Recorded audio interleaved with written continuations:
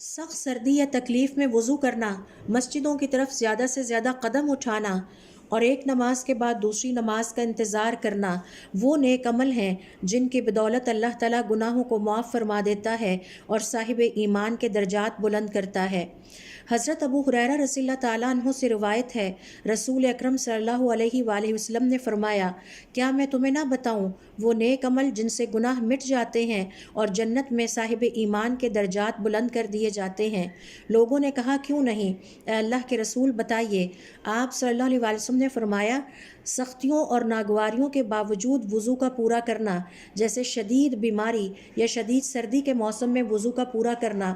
اور بہت ہونا قدموں کا مسجد تک، یعنی مسجد گھر سے دور ہو اور بار بار فرض نماز کی ادائیگی کے لیے مسجد جایا جائے، اور انتظار کرنا دوسری نماز کا ایک نماز کے بعد، یہی رباط ہے، یعنی نفس کا روکنا عبادت کے لیے وہ رباط ہے جو جہاد میں ہوتا ہے اور جس کا ذکر قرآن شریف میں ہوا ہے، وَرَابِطُوا۔